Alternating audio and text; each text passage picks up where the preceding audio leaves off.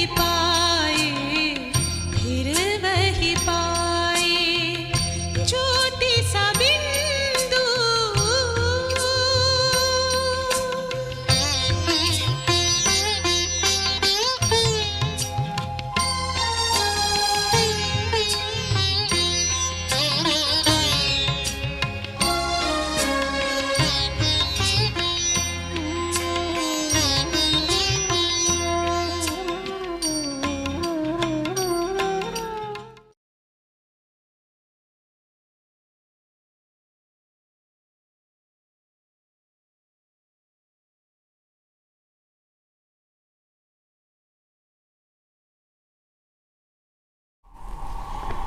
ओम शांति।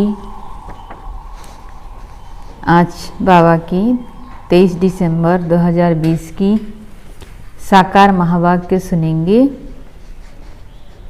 बाबा कहते, मीठे बच्चे, यह पतित दुनिया एक पुराना गांव है। यह तुम्हारे रहने लायक नहीं। तुम्हें अब नई पावन दुनिया में चलना है। तो ये पतित दुनिया है। बाबा कहती, पतित दुनिया एक पुराना गांव है। यह हमारे रहने की लायक नहीं। अब हमें नई पावन दुनिया में चलना है। प्रश्न है, बाप अपने बच्चों को उन्नति की कौन सी एक युक्ति बताते हैं? बाप अपने बच्चों को उन्नति की कौन सी एक युक्ति बताते हैं? उत्तर बाबा कहते, बच्चे, तुम आज्ञाकारी बन बाप दादा की मत पर चलते रहो। बाप दादा दोनों इकट्ठे हैं, इसलिए अगर इनके कहने से कुछ नुकसान भी हुआ तो भी रेस्पॉन्सिबल बाप है, सब ठीक कर देगा। तो बाबा ने कहा कि हम आज्ञाकारी बनकर बाबा की मत पर चलते रहेंगे।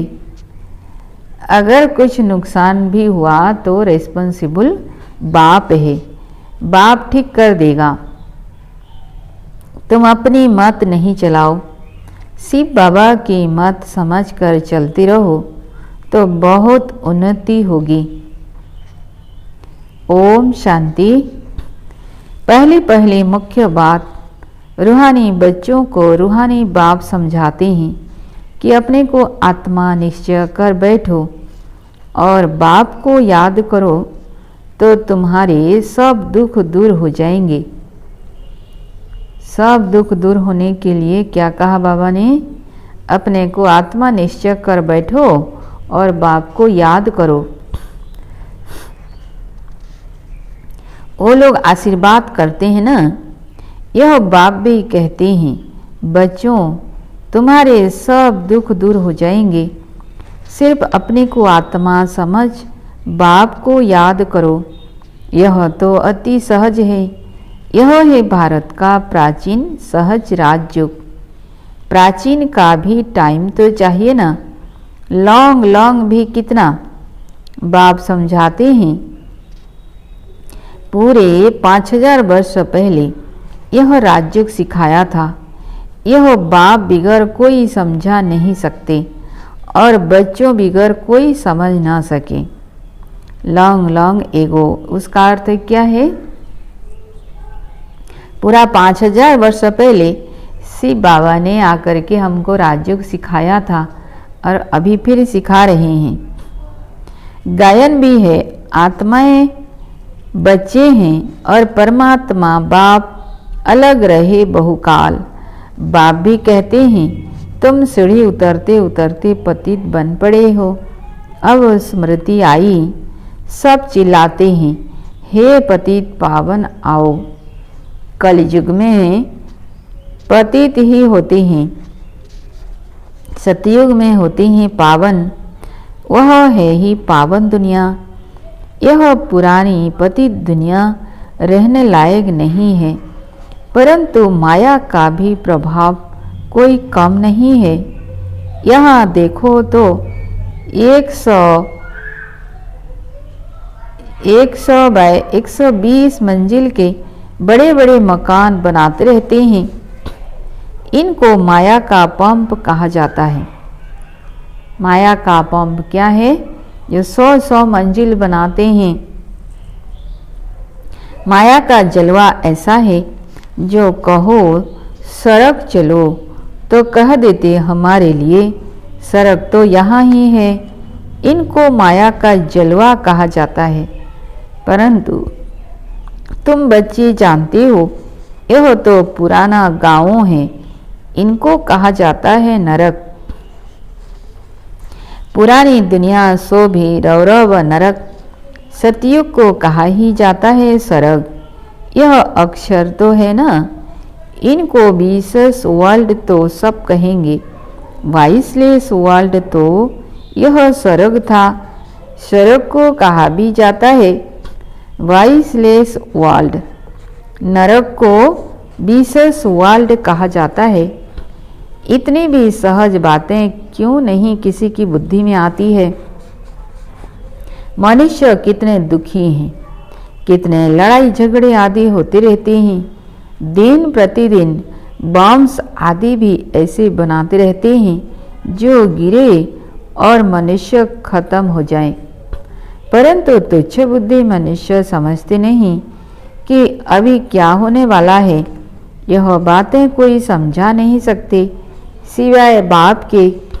क्या होने वाला है बाबा ही समझाते हैं ना। मनुष्य समझते नहीं। पुरानी दुनिया का विनाश होना है और नई दुनिया की स्थापना भी गुप्त हो रही है। तुम बच्चों को कहा ही जाता है गुप्त वॉरियर्स।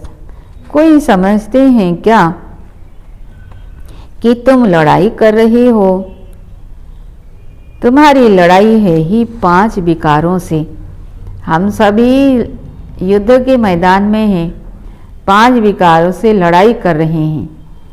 लेकिन कोई कह नहीं सकता है कि हम लड़ाई कर रहे हैं। सबको कहते हो पवित्र बनो।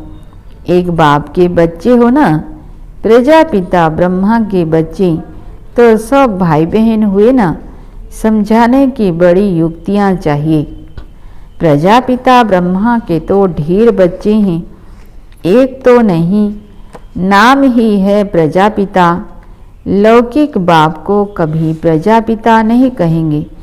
प्रजापिता ब्रह्मा है तो उनके सब बच्चे आपस में भाई बहन। ब्रह्मा कुमार कुमारियाँ ठहरे ना तुम, परंतु समझते नहीं। जैसे पत्थर बुद्धि हैं, समझने की कोशिश भी नहीं करते। प्रजापिता ब्रह्मा के बच्चे भाई बहन हो गए। विकार में तो जा न सके। तुम्हारे बोर्ड पर भी प्रजापिता अक्षर बहुत जरूरी है। यह अक्षर तो जरूर डालना चाहिए। सिर्फ ब्रह्मा लिखने से इतना जोरदार नहीं होता है। सिर्फ ब्रह्मा लिखने से इतना जोरदार नहीं होता है, तो बोर्ड में भी करेक्ट अक्षर लिख सुधारना पड़े। यह है बहुत जरूरी अक्षर। ब्रह्मा नाम तो फीमेल का भी है। नाम ही खूट गए हैं तो मेल का नाम फीमेल पर रख देते हैं। इतने नाम लाए कहाँ से? है तो सब ड्रामा प्लान अनुसार। बाप का वफादार आज्ञाकारी बनना कोई मासी का घर नहीं है। क्या कहते बाबा?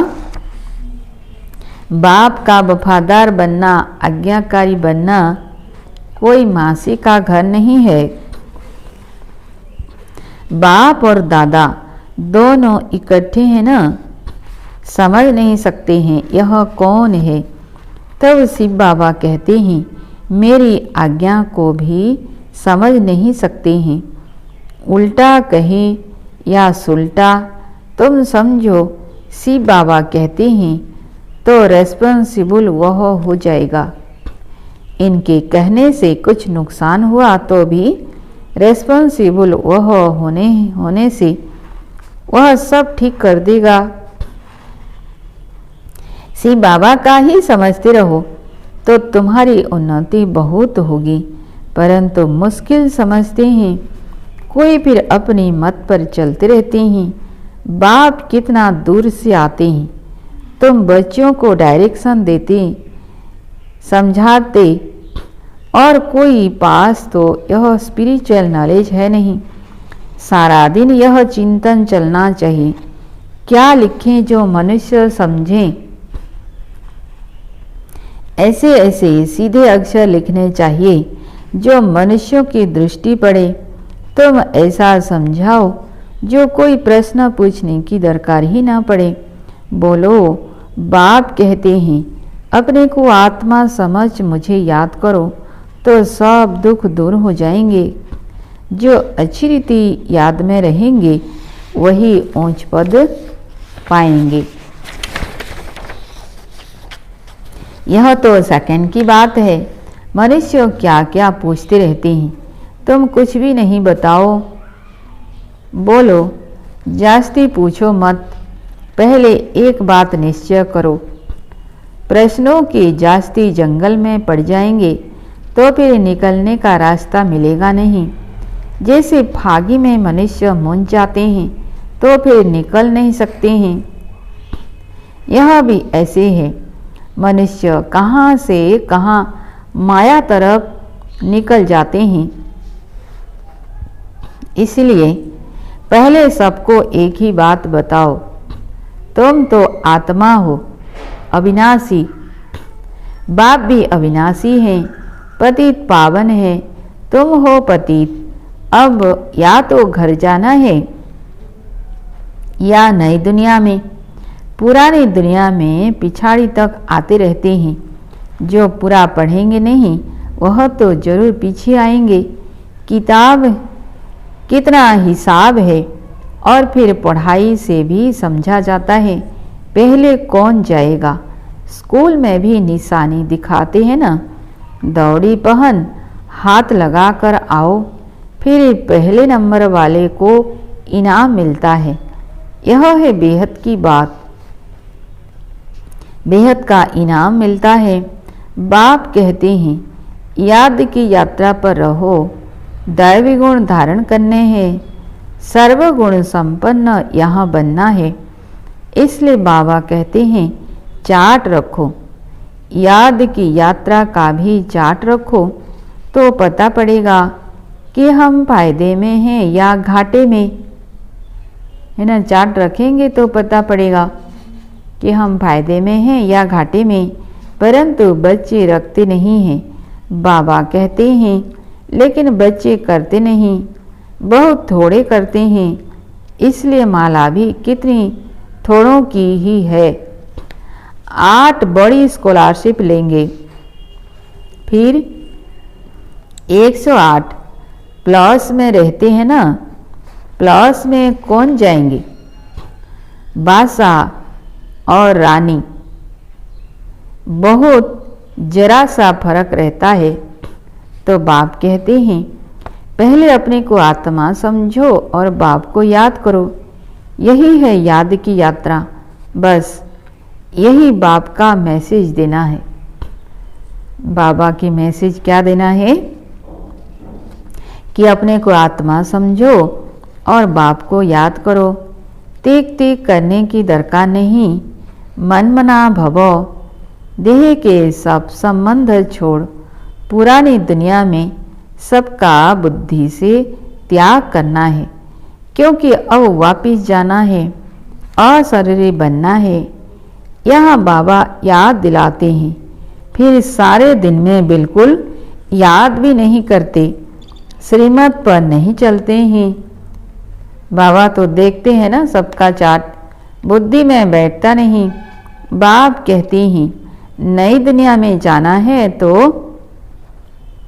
तमो प्रधान से सतो प्रधान बनना है। बाबा ने हमको राज्य भाग्य दिया, हमने फिर ऐसे गवाया। 84 जन्म लिए, लाखों वर्ष की बात नहीं। बहुत बच्चे अलग को न जानने कारण फिर बहुत प्रश्न पूछते रहते हैं। बाप कहते हैं पहले मामेकम याद करो तो पाप कट जाए और दैवी गुण धारण करो तो देवता बन जाएंगे और कुछ पूछने की दरकार नहीं। बाबा कहते अलप ना समझ बे ते की तिक तिक करने से खुद भी मूंझ जाते हैं, फिर तंग हो पड़ते हैं। बाप कहते हैं पहले अलप को जानने से सब कुछ जान जाएंगे। मेरे द्वारा मेरे को जानने से तुम सब कुछ जान जाएंगे, बाकी जानने का कुछ रहेगा नहीं। इसलिए 7 रोज रखे जाते हैं। 7 रोज में बहुत समझ सकते हैं, परंतु नंबरवार समझने वाले होते हैं। कोई तो कुछ भी समझते नहीं। वह बाबा कहते क्या राजा रानी बनेंगे, एक के ऊपर राजाई करेंगे क्या? हर एक को अपनी प्रजा बनानी है ना। क्या कहा बाबा ने कि हर एक को अपनी प्रजा बनानी है। टाइम बहुत वेस्ट करते हैं। बाप तो कहते हैं बिचारे हैं, भले कितने भी बड़े बड़े मर्तबे वाले हैं, परंतु बाप जानते हैं यह तो सब कुछ मिट्टी में मिल जाना है, बाकी थोड़ा समय है। विनाश काले विपरीत बुद्धि वालों का तो विनाश होना है। तो गायन है ना, विनाश काले विपरीत बुद्धि विनशयन्ति और विनाश काले प्रीत बुद्धि विजयन्ति। हम आत्माओं की प्रीत बुद्धि कितनी है वह तो समझ सकते हैं। कोई कहते हैं 1-2 घंटे याद रहती है। क्या लौकिक भाव से तुम 1-2 घंटा प्रेत रखते हो? सारा दिन बाबा बाबा करते रहते हो। यहाँ भल बाबा बाबा कहते हैं, परंतु हड्डी प्रीत थोड़ी ही है। बार बार कहते हैं शिव बाबा को याद करते रहो, सच सच याद करना है। बाबा कहते शिव बाबा को सच सच याद करना है। चालाकी चल ना सके, यहाँ चालाकी नहीं चलेगा। बहुत हैं जो कहते हैं हम तो शिव बाबा को बहुत याद करते हैं, फिर वह तो उड़ने लग पड़े। बाबा बस हम तो जाते हैं सर्विस पर बहुतों का कल्याण करने। जितना बहुतों को पैगाम देंगे उतना याद में रहेंगे। बहुत बच्चियां कहती हैं बंधन है। बाबा कहते अरे बंधन तो सारी दुनिया को है, बंधन को युक्ति से काटना है। युक्तियां बहुत हैं, समझो कल मर पड़ते हैं, फिर बच्चे कौन संभालेंगे, है ना। ऐसा कहते हैं बच्चे हैं, छोटे छोटे बच्चे हैं, कौन संभालेगा। तो जरा सोचो कल अगर मर पड़ेंगे तो आपके बच्चों को कौन संभालेंगे। जरूर कोई ना कोई संभालने वाले निकल पड़ेंगे। अज्ञान काल में तो दूसरी शादी कर लेते हैं। इस समय तो शादी भी मुसीबत है। किसी को थोड़ा पैसा देकर बोलो बच्चों को संभालो। तुम्हारा यह मरजीवा जन्म है ना, जीते जी मर गए, फिर पीछे कौन संभालेगा। तो जरूर नर्स रखनी पड़े। पैसे से क्या नहीं हो सकता है। बाबा कहते पैसे से तो सब कुछ हो सकता है। बच्चों को संभालने के लिए भी एक नर्स रख सकते हो। बंधन मुक्त जरूर बनना है। सर्विस के शौक वाले आपे ही भागेंगे।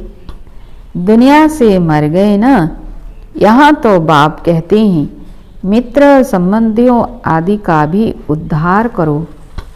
सबको पैगाम देना है। मनमना भवो का तो तमो प्रधान से सत्व प्रधान बन जाएंगे। यह बाप ही कहते हैं और तो ऊपर से आते हैं। उनकी प्रजा भी उनके पिछाड़ी आती रहेगी। जैसे क्राइस्ट सबको नीचे ले आते हैं। नीचे पाठ बजाते बजाते जब अशांत होते हैं तो कहते हैं हमको शांति चाहिए। तो बाबा कहते बैठे तो थे शांति में, फिर प्रिसेप्टर पिछाड़ी आना पड़ता है। फिर कहते हैं हे पतित पावन आओ, कैसा खेल बना हुआ है। वह अंत में आकर लक्ष्य लेंगे। बच्चों ने साक्षात्कार किया हुआ है, मन मना भव का लक्ष्य आकर लेंगे। अभी तुम बेगर टू प्रिंस बनते हो। इस समय के जो साहूकार हैं वो बेगर बनेंगे, है ना। बाबा कहते इस समय जो साहूकार हैं वो बेगर बनेंगे और जो बेगर हैं वो साहूकार बन जाएंगे। वंडर है, इस खेल को जरा भी कोई नहीं जानते हैं। सारी राजधानी स्थापन हो रही है, कोई तो गरीब भी बनेंगे ना। यह बड़ी दुरादेश बुद्धि से समझने की बातें हैं। पिछाड़ी में सब साक्षात्कार होगा, हम कैसे ट्रांसफ़र होते हैं। तुम पढ़ते हो नई दुनिया के लिए, अभी हो संगम पर, पढ़कर पास करेंगे तो दैवी कुल में जाएंगे। अभी ब्राह्मण कुल में है। यह बातें कोई समझ ना सके, भगवान पढ़ाते हैं। जरा भी किसी की बुद्धि में नहीं बैठता, निराकार भगवान जरूर आएगा ना। यह ड्रामा बड़ा वंडरफुल बना हुआ है, उसको तुम जानते हो और पाठ बजा रहे हो। त्रिमूर्ति के चित्र पर भी समझाना पड़े। ब्रह्मा द्वारा स्थापना, विनाश तो ऑटोमेटिकली होना ही है, सिर्फ नाम रख दिया है कि विनाशकारी शंकर, शंकर का नाम रख दिया। यह भी ड्रामा बना हुआ है। मुख्य बात है अपने को आत्मा समझ, बाप को याद करो तो जंग उतर जाए। स्कूल में जितना अच्छी रीति पढ़ेंगे बड़ी आमदनी होगी। तुमको 21 जन्म के लिए हेल्थ वेल्थ मिलती है, कम बात है क्या, है ना। जरा सोचो, 21 जन्मों के लिए हमको हेल्थ वेल्थ हैप्पीनेस सब कुछ मिलता है और पुरुषार्थ एक जन्म का, एक जन्म भी हम पूरा नहीं करते हैं तो कम बात है क्या। यहाँ भल हेल्थ है वेल्थ है परंतु टाइम नहीं है जो पुत्र पोत्रे खा सके। बाप ने सब कुछ इस सेवा में लगा दिया तो कितना जमा हो गया। सबका थोड़े ही जमा होता है। इतने लखपति हैं, पैसा काम आएगा नहीं।